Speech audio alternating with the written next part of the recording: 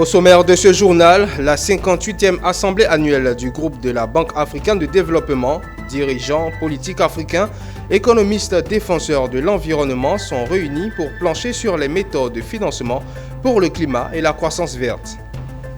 Une réunion extraordinaire s'est tenue à Abidjan. Il s'agit du réseau ouest-africain des structures nationales et régionales en charge de la coopération avec l'Union européenne sur les enjeux et les défis du nouveau cadre de partenariat. Et les journées du Timaok se dérouleront bientôt à Abidjan. Plus de précisions dans ce journal. Nous sommes très heureux de vous savoir en notre compagnie pour le point de l'actualité. Madame, Monsieur, merci de suivre le journal. Nous nous rendons en Égypte à la 58e assemblée annuelle de la BAD. Ce lundi, déjà un panel a mobilisé la communauté sanitaire africaine. Il a porté sur la sécurité sanitaire de l'Afrique, une problématique cruciale mise à nu par les difficultés du continent à avoir accès aux vaccins lors de la crise de la Covid-19. La BAD a décidé de prendre le leadership sur le continent en ce qui concerne la production de médicaments sur le continent. Issa Badini commente ce reportage signé Jean-Charles Sibaï, notre envoyé en Égypte. Ce premier panel de la 58e Assemblée annuelle de la BAD à Sharm el-Sheikh en Égypte s'est ouvert avec un constat triste. L'Afrique est presque sans défense face aux maladies et aux pandémies.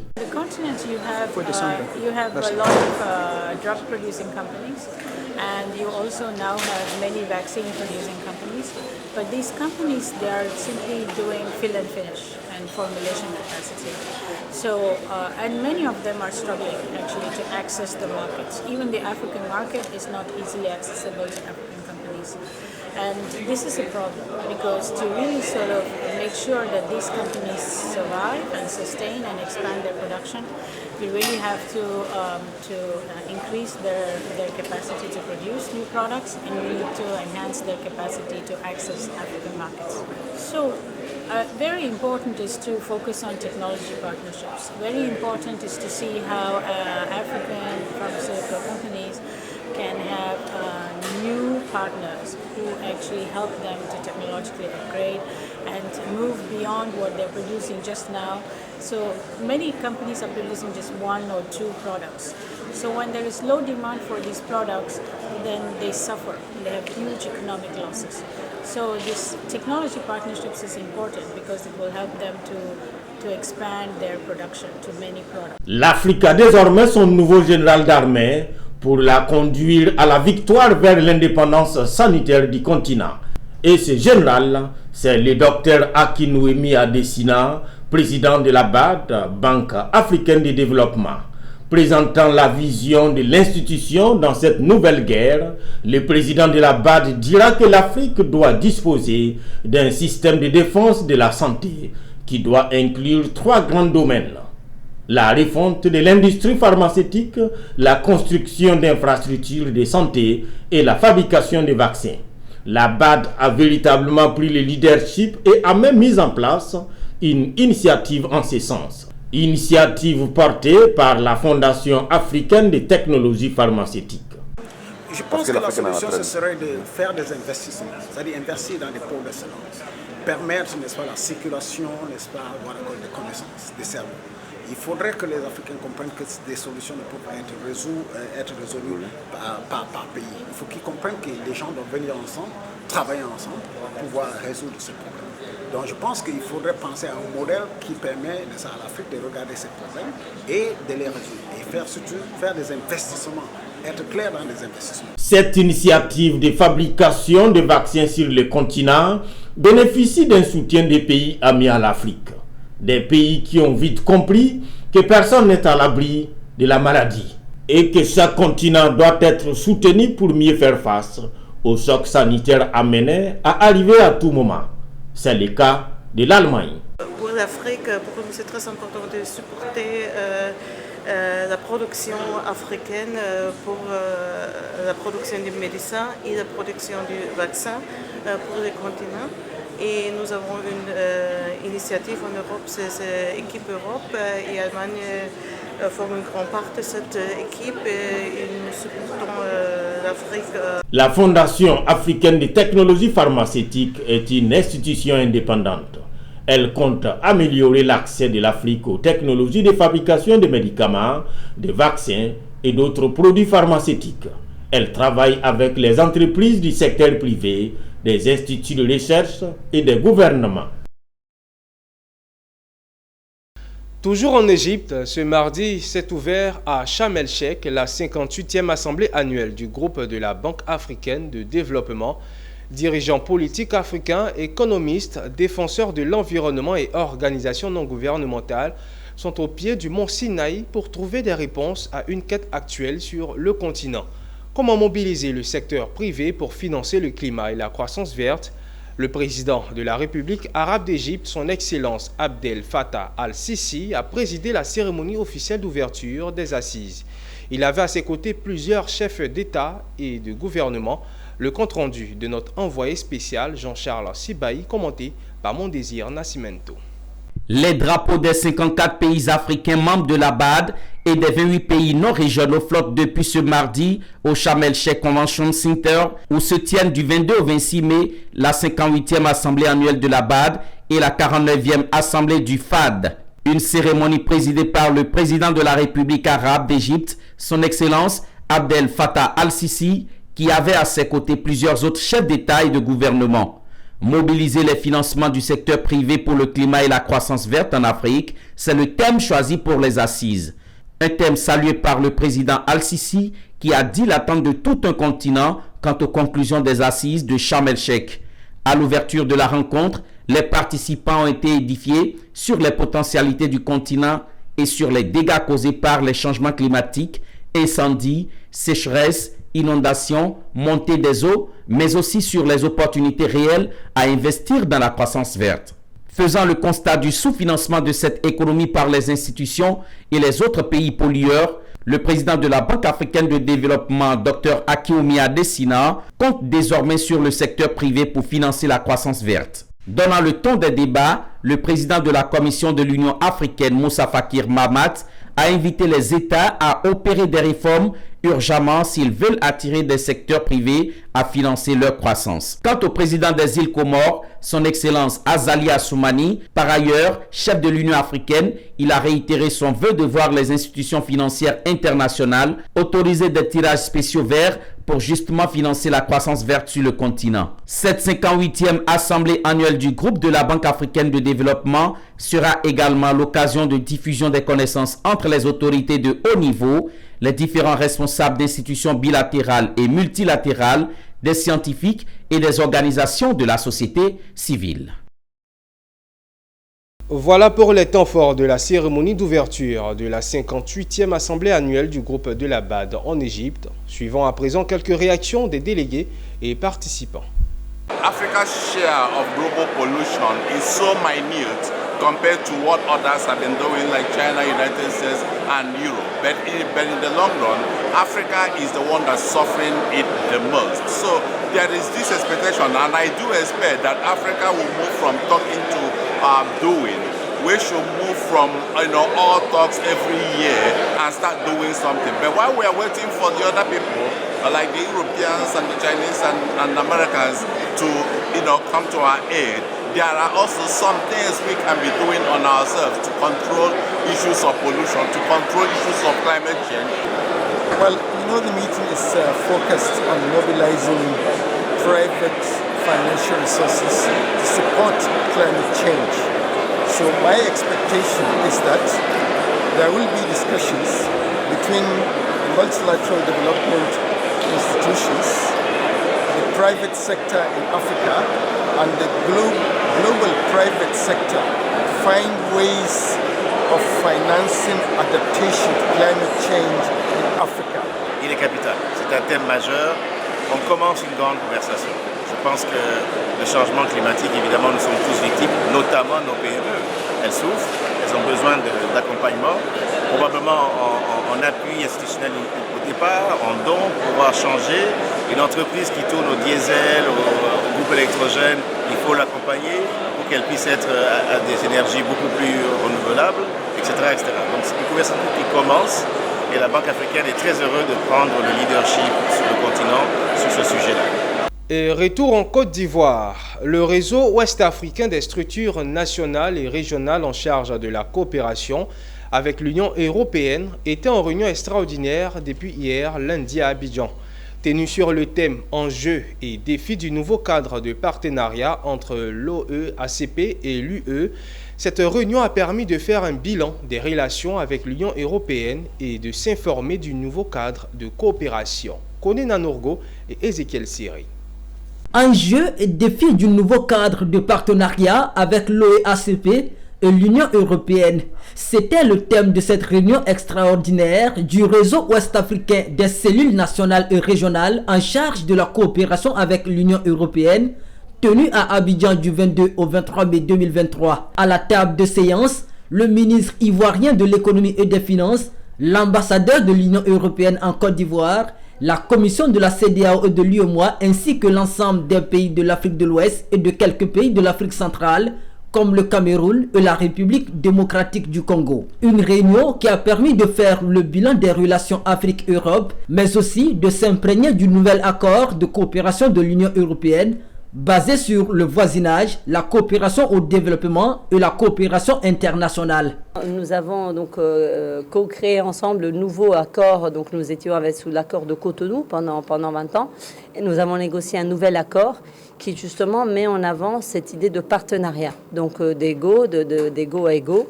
c'est-à-dire qu'on va retrouver ensemble des intérêts partagés, de développement, mais aussi basé sur des valeurs partagées, d'état de droit, de gouvernance, de paix et sécurité.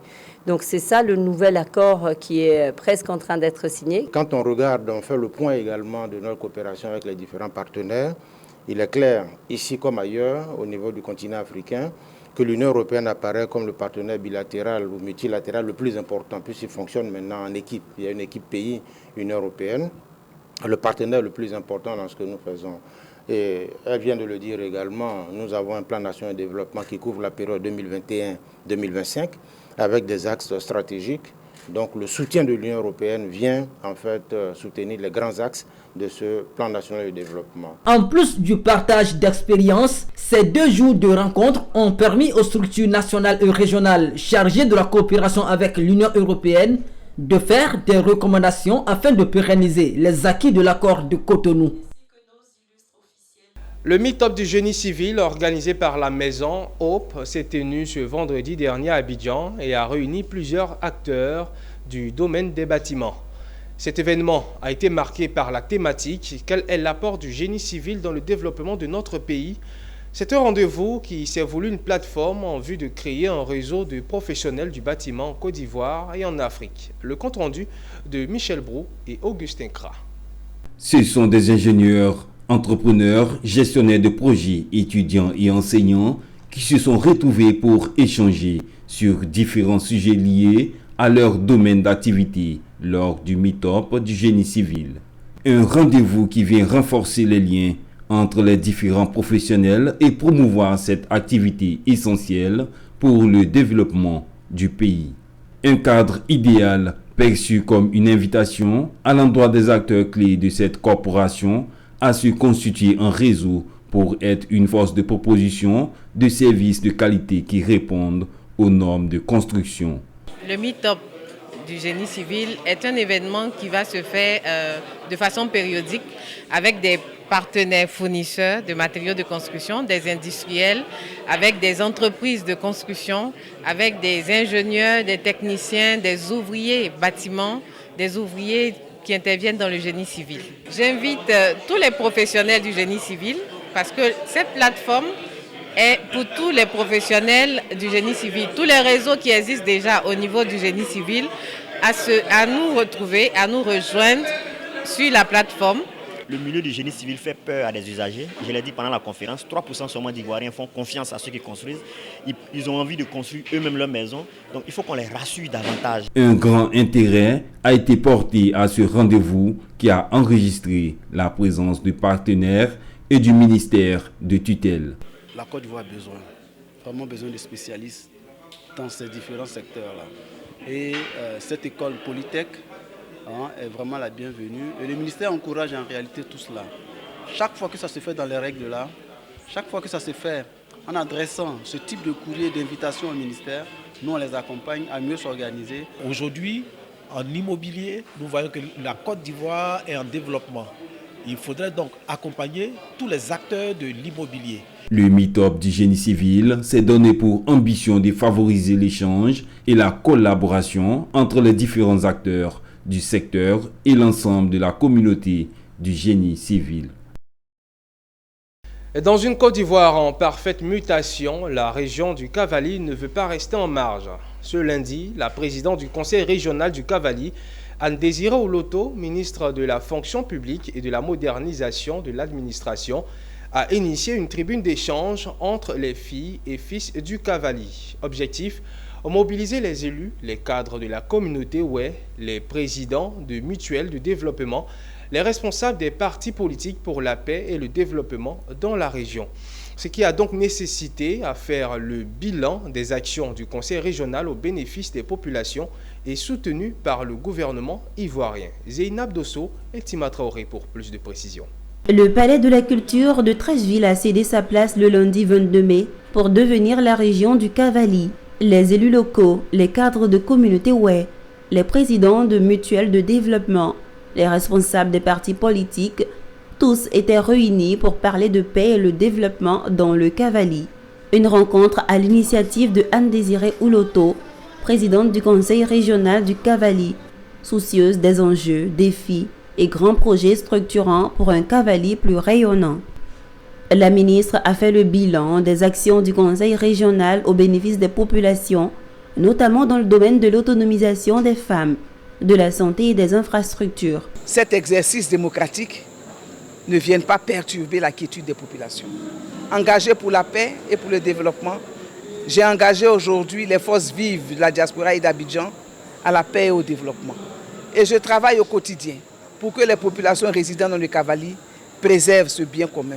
Dans l'atteinte de ces objectifs, la présidente du conseil régional du Cavali, par ailleurs ministre de la fonction publique et de la modernisation de l'administration, a bénéficié et continue de bénéficier du soutien des membres du gouvernement et ses partenaires. Ainsi, elle a saisi l'occasion pour mobiliser tous les fils et filles de la région à œuvrer davantage pour la cohésion dans la région au moment où la Côte d'Ivoire s'apprête à accueillir les élections. La rencontre de mobilisation pour la paix et le développement dans le Cavali a été marquée par plusieurs témoignages des jeunes, femmes, chefs religieux qui visaient à rendre un vibrant hommage à Anne-Désirée Oloto pour ses actions.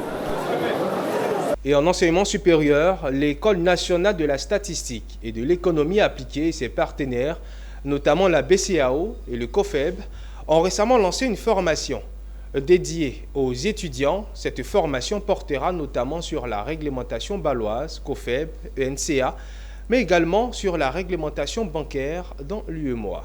Reportage. C'est une formation initiée par l'ENCA, École nationale de statistique et d'économie appliquée, et ses partenaires, notamment la BCAO et le COFEB. Il s'agit d'une formation de haute qualité qui s'adresse à la fois aux étudiants, aux banquiers, mais aussi aux dirigeants, notamment les membres du conseil d'administration. Cette formation va les outiller sur l'ensemble du processus de la réglementation bancaire au niveau de l'UEMOA. Au cours de ce programme, les auditeurs verront leurs capacités renforcées sur les notions de base et pourront faire mener les calculs de la réglementation bancaire, les analyses approfondies, apprécier l'environnement bancaire dans sa globalité. L'activité bancaire étant au stade standard, cette formation permettra aussi aux auditeurs de s'attendre avant sa montée vers le stade avancé et le stade statistique, d'où le bien fondé de cette formation intégrant la modélisation statistique. En collaboration avec le COFEB, nous avons voulu monter une formation spécifique, une formation unique en son genre dans donc la région africaine qui vient adresser cette question dans toutes ses dimensions. Donc, pour lesquels nous avons donc eu trois sections, donc l'initiation, le socle commun et puis ensuite donc la modélisation. Les attentes du COFEB, elles sont les mêmes que l'NCEA, pour me faire de telle sorte que les acteurs du système bancaire et financier puissent me trouver donc la formation utile et bénéfique. Il est bon de souligner que cette formation a démarré le 22 mai à Abidjan. Le Renouveau démocratique, un parti politique de Côte d'Ivoire, a organisé une conférence de presse le vendredi dernier. Se basant sur des statistiques, il s'est agi pour son premier responsable, durant 2 heures de temps, de passer le système de santé de Côte d'Ivoire au peigne fin. Philippe Zabo. Comparaison n'est pas raison, dit l'adage. Mais c'est par ce moyen et à coup de statistiques que la Moussa Dienko, qui a en charge la vie quotidienne de son parti, c'est-à-dire le Renouveau démocratique, a introduit ses propos liminaires sur l'état de la santé du système de santé ivoirien. S'appuyant sur l'espérance de vie des Ivoiriens qui est de 58 ans, il n'est pas réduisant.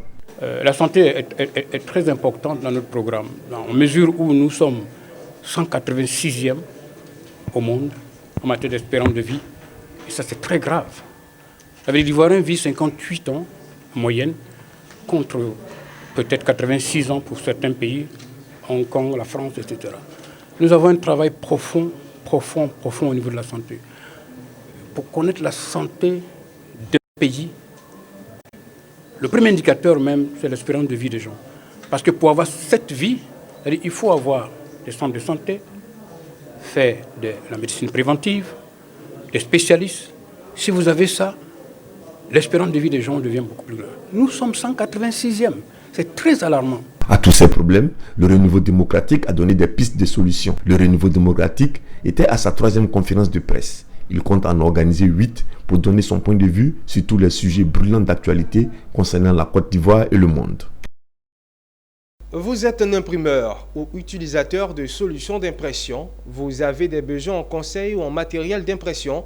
La solution, les Printing Days de Timahawk 2e édition qui se dérouleront du 31 au 9 juin prochain. L'information a fait l'objet d'une conférence de presse tenue au siège de l'entreprise à Abidjan de Plateau. Issa Badini et Richard Akeke pour le point. Timahawk vous ouvre ses portes pour ne pas dire son showroom.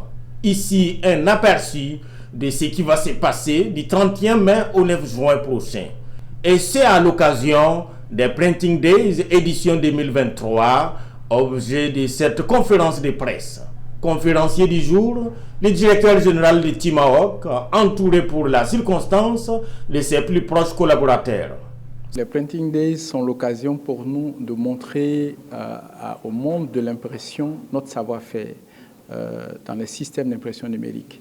Montrer aux clients les machines en temps réel, c'est-à-dire faire de la démonstration, leur montrer comment ces machines-là fonctionnent et la valeur ajoutée que ces machines-là peuvent leur apporter dans l'environnement professionnel et également dans le métier de l'imprimerie. Des journées portes ouvertes où l'une des attractions sera le showroom, un espace géant où est exposé des solutions d'impression. Objectif, selon les premiers responsables de Timahawk, rapprocher davantage imprimeurs et solutions. Un showroom à ce rendez-vous, mais pas que. Les Printing Days sont à leur 2e édition. La première s'était déroulée en 2016.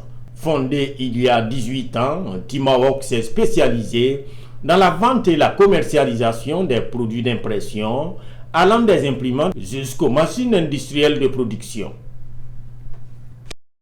Direction Wangolo-Dougou, le mouvement pour la promotion du Tchologo en collaboration avec la jeunesse de Oumeloro ont organisé un tournoi dénommé Tournoi du Trophée doté TBO et vise à consolider les liens entre les filles et fils de la localité.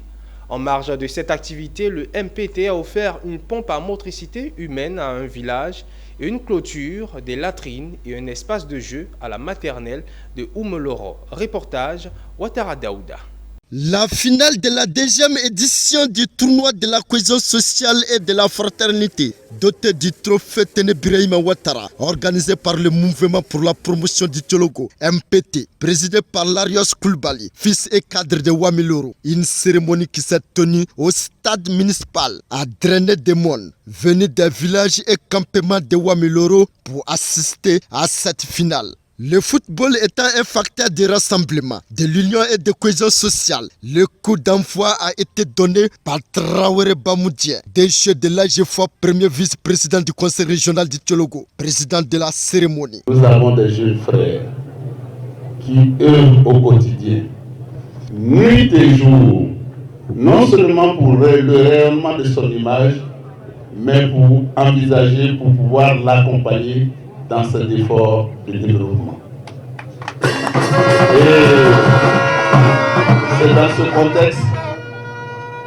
dans ce contexte qu'est né ce mouvement MPT porté par notre jeune frère à qui nous devons véritablement rendre hommage. C'est un tournoi que nous sommes en train de vivre avec beaucoup d'émotion parce que c'est au-delà du sport, on a des actions sociales qui ont été présentées, notamment l'école maternelle qui a bénéficié de jeux pour les enfants et aussi d'une belle clôture. Le MPT qui se veut un mouvement de cohésion, de promotion et de développement a depuis sa création plusieurs actions. En marge de cette finale, le MPT a procédé à la remise officielle de la clôture, des latrines et de l'espace de jeu du préscolaire de Wameloro, ainsi que la coupure du ruban de la pompe à motricité humaine de Tchovogo.